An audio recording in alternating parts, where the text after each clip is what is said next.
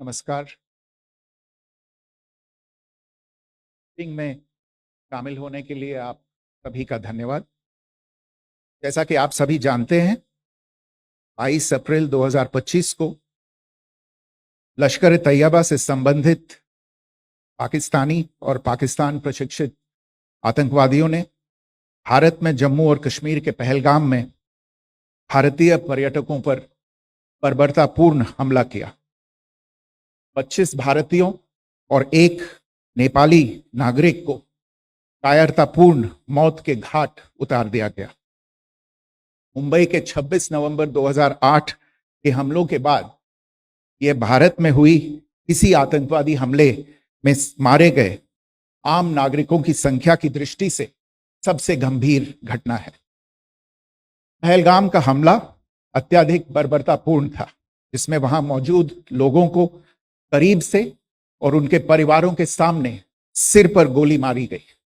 हत्या के इस तरीके से परिवार के सदस्यों को जानबूझकर आघात पहुंचाया गया। साथ ही उन्हें यह नसीहत भी दी गई कि वे वापस जाकर इस संदेश को पहुंचा दें। यह हमला स्पष्ट रूप से जम्मू और कश्मीर में बहाल हो रही सामान्य स्थिति को बाधित करने के उद्देश्य से किया गया था।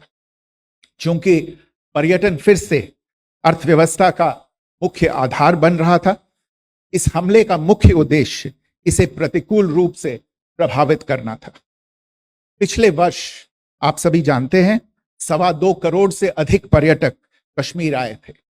इस हमले का मुख्य उद्देश्य इसलिए संभवतः यह था कि इस संघ राज्य क्षेत्र में विकास और प्रगति को नुकसान पहुंचाकर इसे पिछड़ा बनाए रखा जाए और पाकिस्तान से लगातार होने वाले सीमा पार आतंकवाद के लिए उपजाऊ जमीन बनाने में सहायता की जाए।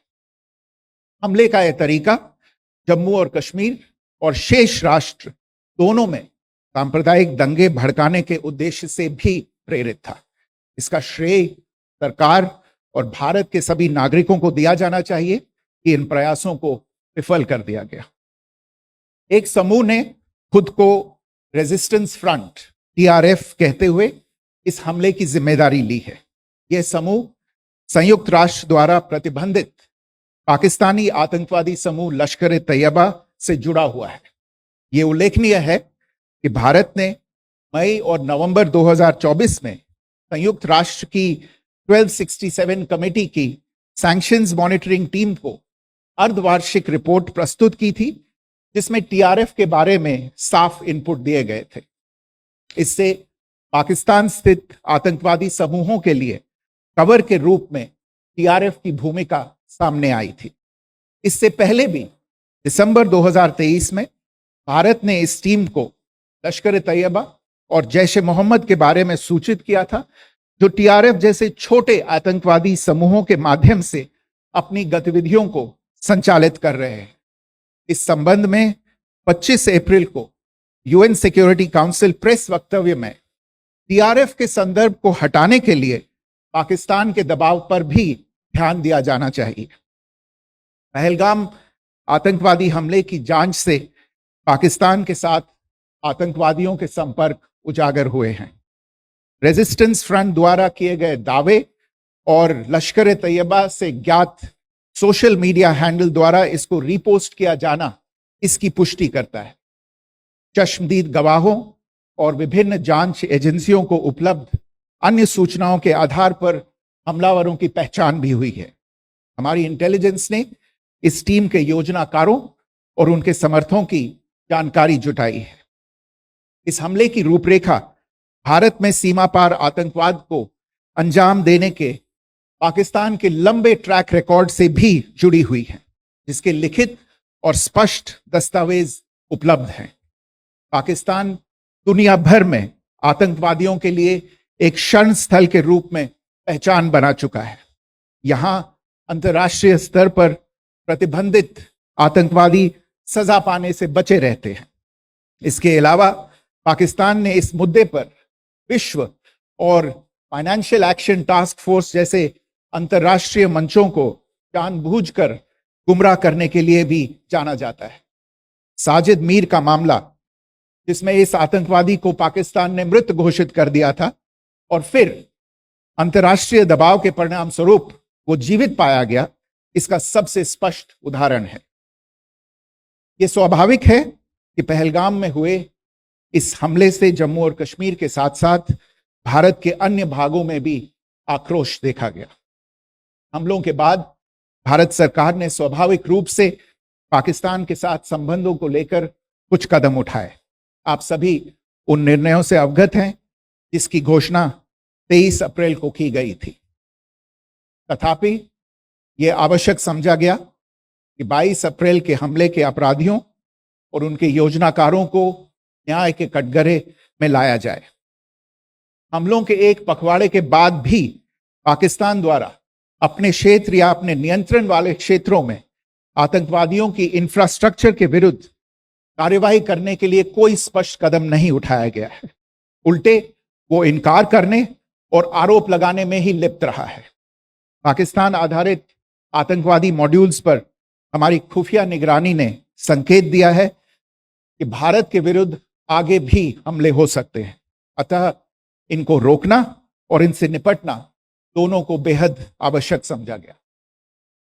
आज सुबह, जैसा कि आपको ज्ञात होगा, भारत ने इस तरह के सीमा पार हमलों का जवाब देने और उन्हें रोकने तथा उनका प्रतिरोध करने के अपने अधिकार का प्रयोग किया है। यह कार्यवाही नपीतुली, नॉन एस्केलेटरी, आनुपातिक और जिम्मेदारीपूर्ण है। यह आतंकवाद की इंफ्रास्ट्रक्चर को समाप्त करने और भारत में भेजे जाने वाले संभावित आतंकवादियों को अक्षम बनाने पर केंद्रित है।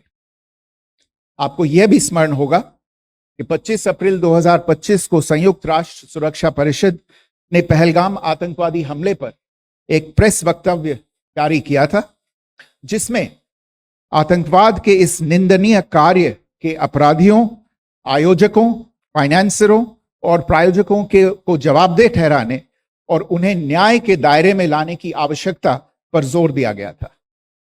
भारत की आज की इस कार्यवाही को इसी संदर्भ में देखा जाना चाहिए। Good morning. Thank you all for joining this briefing. As you are all aware, on April 22, 2025, Pakistani and Pakistan-trained terrorists belonging to the Lashkar-e-Taiba carried out a savage attack on Indian tourists at Pahalgam in Jammu and Kashmir in India. They murdered 26 people, including one national of Nepal, causing the largest number of civilian casualties in a terrorist attack in India since the 26 November 2008 attacks in Mumbai. The attack in Pahalgam was marked by extreme barbarity, with the victims mostly killed with headshots from close range and in front of their families.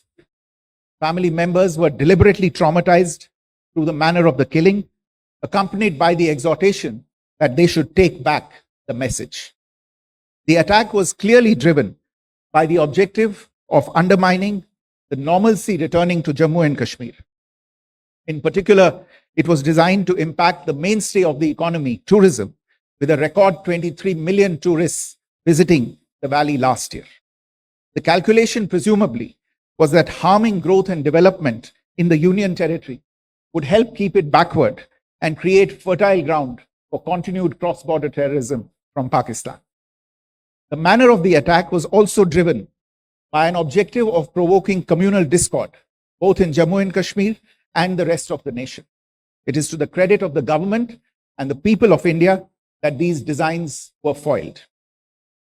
A group calling itself the Resistance Front has claimed responsibility for the attack. This group is a front for the UN-proscribed Pakistani terrorist group Lashkar-e-Taiba. It is notable that India had given inputs about the TRF in the half-yearly report to the monitoring team of the UN's 1267 Sanctions Committee in May and November 2024, bringing out its role as a cover for Pakistan-based terrorist groups. Earlier too, in December 2023, India had informed the monitoring team about Lashkar and Jaish-e-Mohammed operating through small terror groups such as the TRF. Pakistan's pressure to remove references to TRF in the April 25 UN Security Council press statement is notable in this regard. Investigations into the Pahalgam terror attack have brought out the communication notes of terrorists in and to Pakistan. The claims made by the Resistance Front and their reposting by known social media handles of the Lashkar-e-Taiba speak for themselves. Identification of the attackers based on eyewitness accounts as well as other information available to law enforcement agencies has also progressed. Our intelligence has developed an accurate picture of the planners and backers of this team. The features of this attack also tie in with Pakistan's long track record of perpetrating cross-border terrorism in India, which is well documented and beyond question. Pakistan also has a well-deserved reputation as a haven for terrorists from around the world, with internationally proscribed terrorists enjoying impunity there. In addition, Pakistan has been known to willfully mislead the world and international forums, such as the Financial Action Task Force, on this issue. The Sajid Mir case, in which this terrorist was declared dead and then, in response to international pressure, brought back to life, found alive and arrested, is the most glaring example. The latest attack in Pahalgam has understandably generated deep anger in Jammu and Kashmir and in other parts of India. Following the attacks, the government of India naturally responded with a set of initial measures relating to our engagement with Pakistan. You're all aware of the decisions that were announced on the 23rd of April. However, it was deemed essential that the perpetrators and planners of the 22nd April attack be brought to justice. Despite a fortnight having passed since the attacks, there has been no demonstrable step from Pakistan to take action against the terrorist infrastructure on its territory or on territory under its control. Instead, all it has indulged in are denials and allegations. Our intelligence monitoring of Pakistan-based terrorist modules indicated that further attacks against India were impending. There was thus a compulsion both to deter and to preempt. Earlier this morning, as you would be aware, India exercised its right to respond and preempt as well as deter more such cross-border attacks. These actions were measured, non-escalatory, proportionate, and responsible. They focused on dismantling the terrorist infrastructure and disabling terrorists likely to be sent across to India. You would also recall that the Security Council on 25th April 2025 had issued a press statement on the Pahalgam terror attack, underlining and I quote, the need to hold perpetrators, organizers, financiers, and sponsors of this reprehensible act of terrorism accountable and bring them to justice, unquote. India's latest actions should be seen in this context. Joining me for this briefing on our actions earlier this morning are Colonel Sophia Qureshi and Wing Commander Vyomika Singh. I will request them to share some details regarding Operation Sindoor with all of you.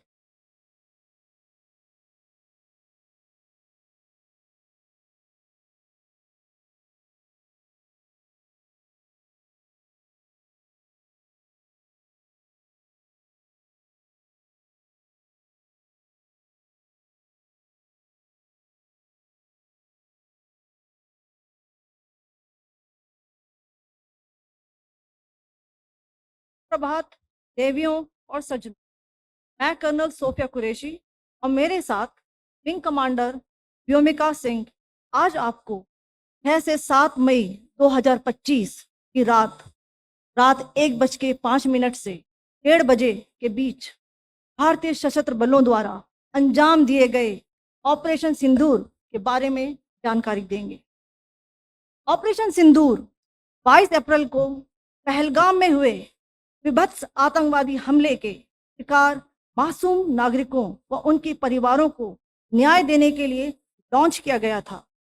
इस कार्रवाई में 9 terrorist camps को target किया गया और पूरी तरह से इसे बर्बाद किया गया।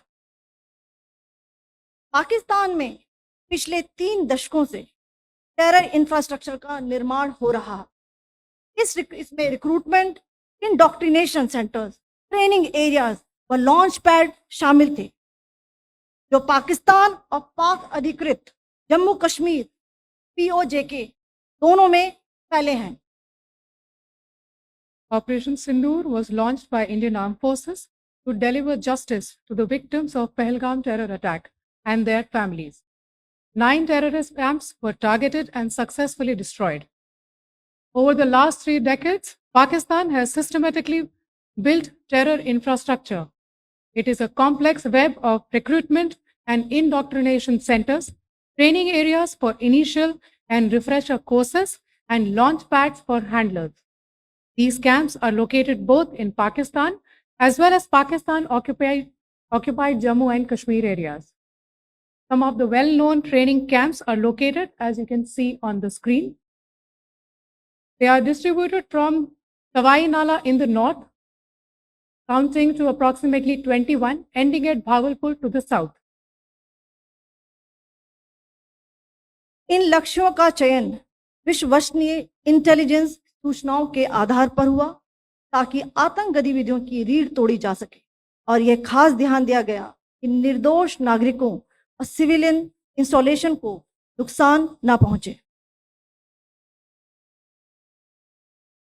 The selection of these targets for Operation Sindoor was based on credible intelligence inputs and role of these facilities in perpetrating the terror activities. The locations were so selected to avoid damage to civilian infrastructures and loss of any civilian lives.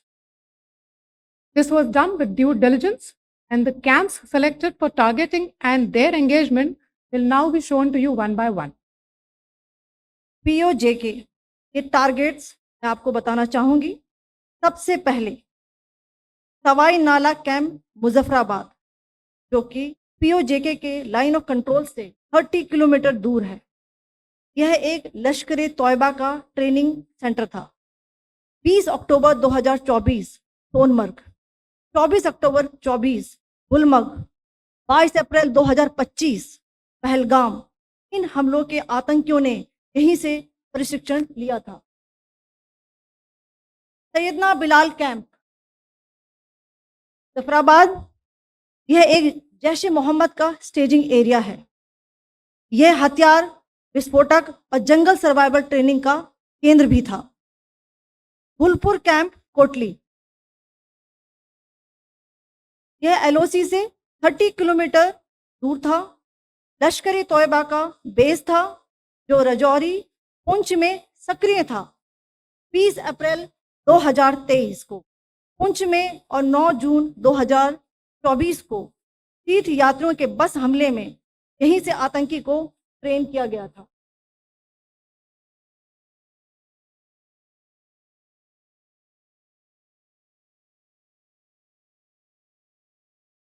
Barnala camp Bhimber ये LOC से 9 kilometre दूर है।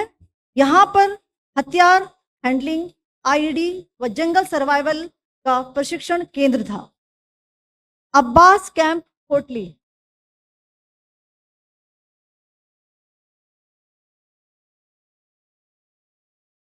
यह LOC से 13 kilometre दूर है। लश्कर तौयबा का फिदाइन यहाँ तैयार होता था। इसकी कैपेसिटी 15 टेररिस्ट को ट्रेन करने की थी।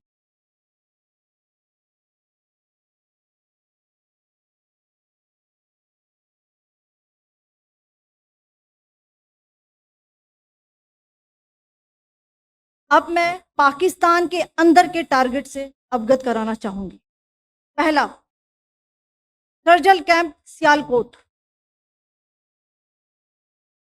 यह अंतर्राष्ट्रीय सीमा से 6 किलोमीटर की दूरी पर है, सांबा कटवा के सामने।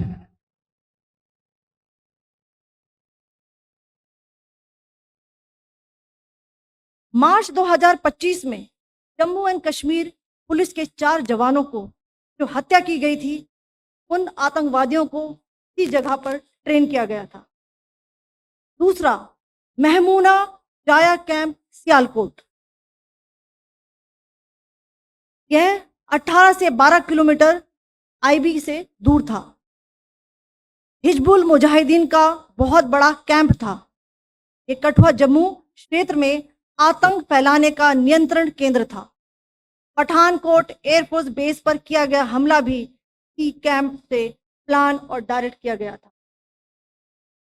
मरकज ताइबा मुरीद के, यह आईबी से 18 से 25 किलोमीटर दूरी पर है। 2008 के मुंबई हमले के आतंकी भी यहीं से प्रशिक्षित हुए थे। अजमल कसब और डेविड हेडली भी यहाँ ट्रेन हुए थे।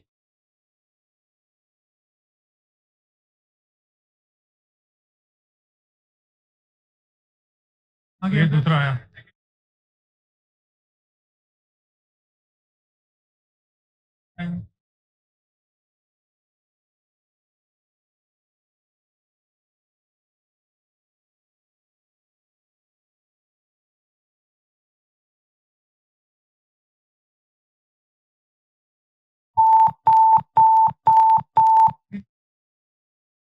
Enclosure same ही है। Just hit the target.